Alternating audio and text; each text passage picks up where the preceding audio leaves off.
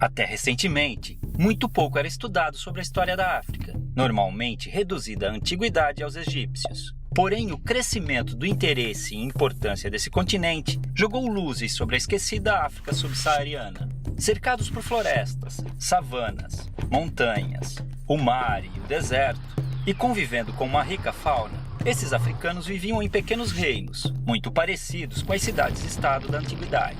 Dominavam técnicas de agricultura, metalurgia e mineração.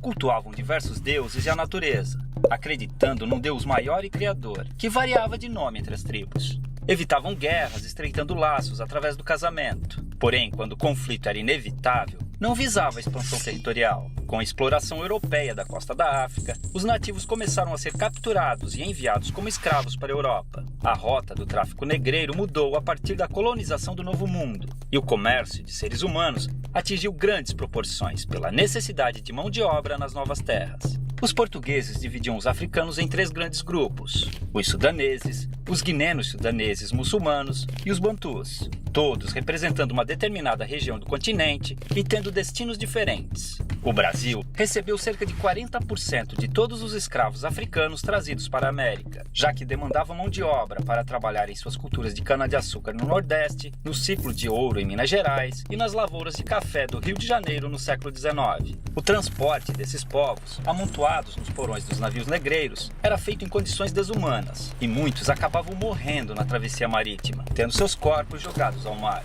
Já desembarcados, os escravos eram vendidos e conduzidos aos seus destinos nas fazendas, onde eram obrigados a trabalhar de sol a sol, com roupas e alimentação de péssima qualidade. Dormiam em habitações escuras e úmidas, as senzalas, e muitas vezes eram acorrentados para evitar fugas. Os castigos físicos eram comuns, e o mais usado era o açoite. Com o comércio constante de escravos, não havia preocupação em manter seu bem-estar, já que podiam ser facilmente substituídos por novos africanos, fazendo sua expectativa de vida no Brasil ser muito baixa. Eram proibidos de praticar sua religião e obrigados a adotar o catolicismo e a língua portuguesa. Mantiveram sua cultura viva, realizando seus rituais africanos escondidos, criando até um tipo de luta, a capoeira. A maior parte dos africanos traficados para o Brasil eram homens, por serem mais valorizados nos trabalhos forçados. As mulheres, que não eram aproveitadas nas lavouras, viravam escravas domésticas, as chamadas mucamas. Nessa época, independente da origem ou etnia, as mulheres eram subordinadas aos homens em seus caprichos.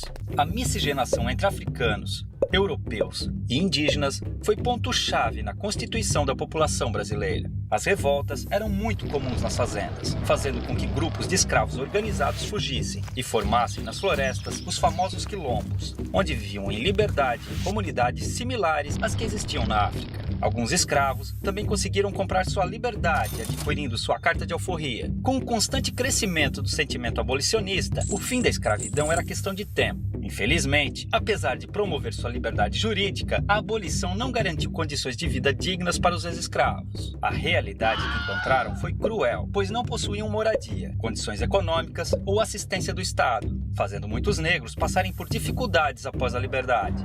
O preconceito e a discriminação os impediram de encontrar trabalho nas cidades. Já nas lavouras, tinham sido substituídos pelos novos imigrantes livres europeus, a maioria italianos. A escravidão deixou cicatrizes profundas. Os negros vivem ainda hoje em condições inferiores aos brancos, devido ao grande processo de exclusão social. Tem menor escolaridade, menos qualificação, salários menores, menos representação na mídia e em entidades governamentais, além de menos cargos de chefia e liderança. É uma situação degradante, considerando a imensurável participação do negro na vida brasileira. Infelizmente, o pouco que se aprende nas escolas sobre a herança africana reduz o negro a estereótipos ligados a origens de musicalidades, como o samba, e ao trabalho braçal como escravo. Esse pensamento induz muitas ideias erradas ou incompletas sobre as populações negras. Há muito mais sobre essa superfície. Os africanos foram, sobretudo, fonte de informação para os portugueses, que não tinham conhecimento sobre cultivo e exploração de produtos de regiões tropicais. Foi a tecnologia africana, com seu conhecimento agrícola aprimorado por milênios, além de suas técnicas de mineração, que tornou possíveis os principais ciclos econômicos do Brasil, como a cultura da cana-de-açúcar, a extração mineral e o cultivo do algodão e do café, gerando riqueza e transformando a geografia e a história do país, naquelas que conhecemos hoje. Estima-se que chegaram ao Brasil cerca de 5 milhões de africanos,